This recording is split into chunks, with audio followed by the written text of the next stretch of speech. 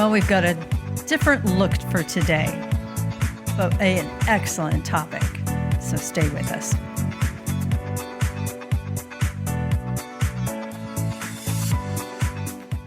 I am in the process of getting a new podcast booth, and the station is being extremely generous with me. But in the meantime, as you can see, I am in a conference room. But that doesn't change the excitement that we have with our guest today.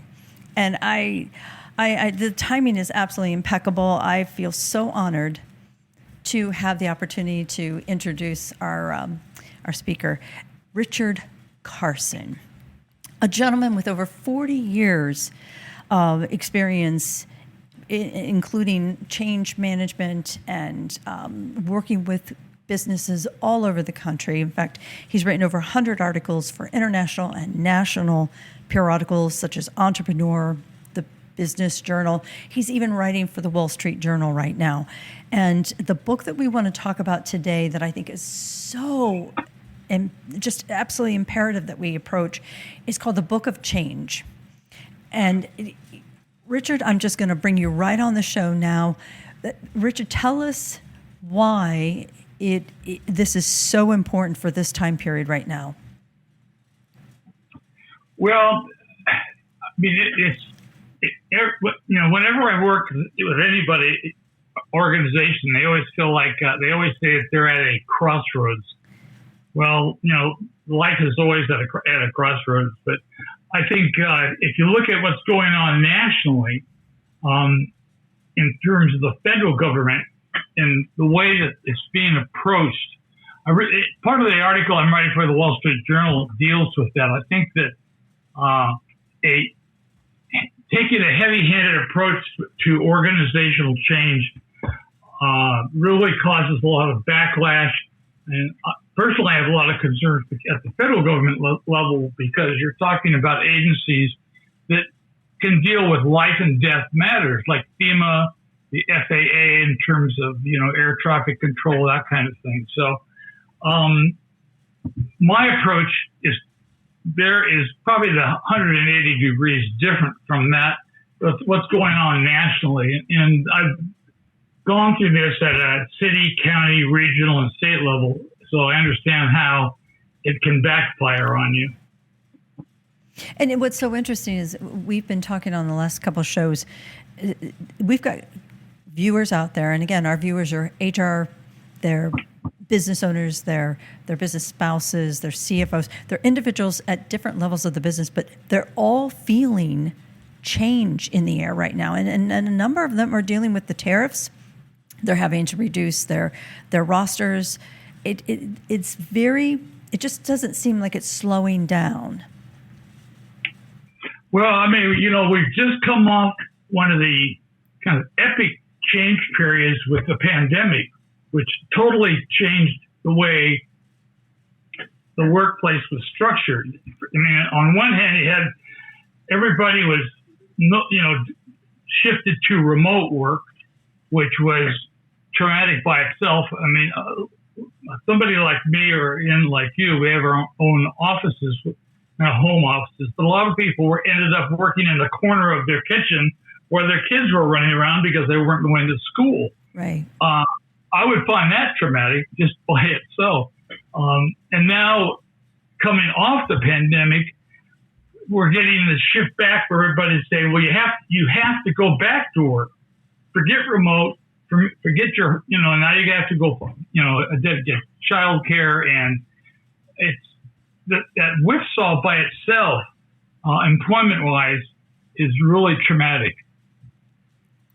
Well, and communication is huge, but when our upper level management feels off balance and they can't come up with the accurate or let's just say appropriate communication to convey change, it just doesn't go well for the rest of the team. And we have said on the show a million times, change is the only constant in the universe, but change seems to be the one thing that nobody can master. Well, if you build in a process of continuous improvement, then you get more acclimated to the idea of that change is constant and, is a reality. But what happens in a lot of organizations is they just go along and go along and go along, and then either an existential change or an internal change happens. And, there's the employment inertia is that people don't want to change. Basically every time I've gone into an organization that is in trouble and needs change, the response is, well, we always did it this way. And so they're going to resist change. And so you need to build a continuous improvement process that is kind of people-centered, that they're used to it. Well, and it's interesting because one of the upcoming shows we're going to do is talking about speaking towards the needs of the business. And I've always said that if we speak to why we're doing something, see, I'm talking Simon again, I've got to get him on the show. If we explain the why we're doing this, whether it's Doge or whether it's the president or the president of our companies or even a parent, if you explain the why, it just seems so much easier to get that buy-in. But many companies are afraid of that kind of transparency and that vulnerability. Now, I'm going to kind of shift you here a little bit. The Book of Change provides them with a roadmap to talk about specific change management needs. Walk us through that a little bit.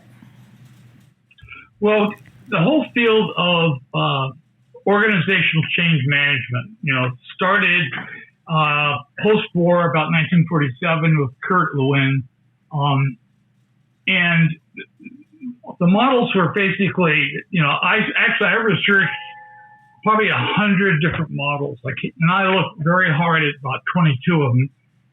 Mine is the same as theirs in terms of there's 3 basic steps, where you initiate kind of an organizational assessment, you implement the change, and then you maintain it. When I looked at the other models, though, some of them are very, superficial, and don't go into much more depth than maybe 3 to 5 steps. What I did is I looked at the 22 models that I thought were the most appropriate, and mine has basically the 3 phases. Then it breaks it down to 10 different steps, and then 39 action items that can be taken. These can be taken in total as a process, or in part. And I go into a lot of depth to each of these individual steps and actions. Okay. In terms of how to approach it, so people can get a real sense of what they should do.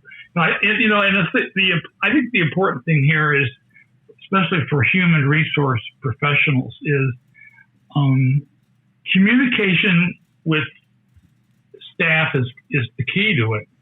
And I don't mean after kind of it hits the fan.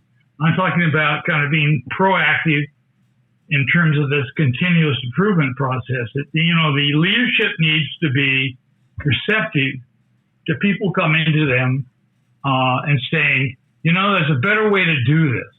Oh, I love this. If people are empowered to be open about that and say, look, I think the way we're doing it is we're making a mistake, or there's a way to improve things so that there's it's more what I call performance efficient, cost effective, and culturally empowered. And the culturally empowered is the important part for human resource.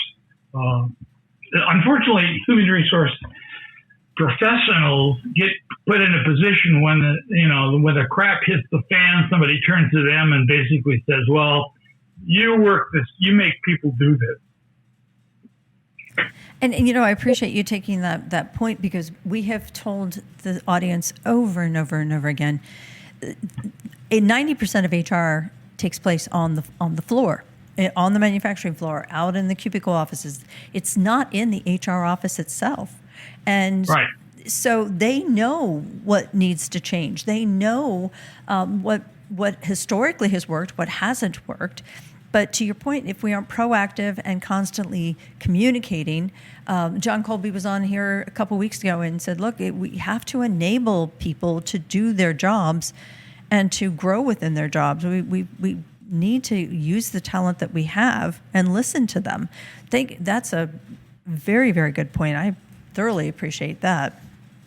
Well, companies invest money in risk managers, basically to tell them what not to do to cause problems, but they really don't invest in change managers. And I think that's the role of the human resource professional, is to become the change manager and the person who advocates for that kind of process.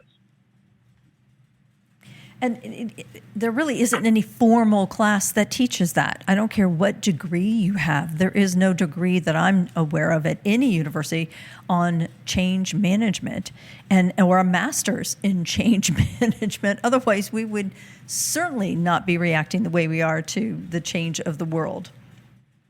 Well, change management professionally and kind of in the workplace is something that they are starting to give degrees in. There's a lot of certification programs that are put on by different associations. So it is something that is building. Good. And a lot of companies are starting to embrace the idea of continuous improvement that Edward Deming kind of fostered with the Japanese was so successful. It's something that is being embraced by some organizations, but some aren't. I mean, some basically just wait for something bad to happen and then expect somebody to bail them out or solve the problem. And a lot of times they don't involve the human resource professionals until there's something bad that happens with the employee backlash. It's kind of like what we talked about, what happens when it's been happening at a federal level. I've personally gone to that because my wife works for a federal agency, and they disrupted hiring. They said, "Oh no, we're not going to all hiring." Everybody that was hired is no longer hired. If they haven't started, they don't have a job. And then 2 weeks later, they said, well, that was probably a mistake, but so they can work now.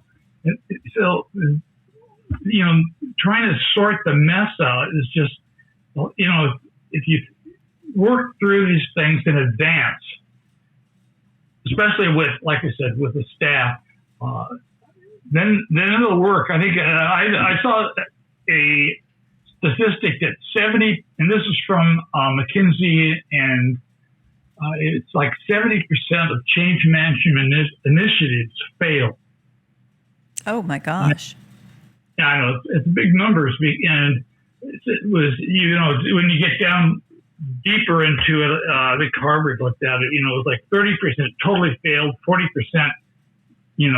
it's kind of iffy, and only 30%, the other 30% actually was successful. And that's because people don't think about it until it's too late.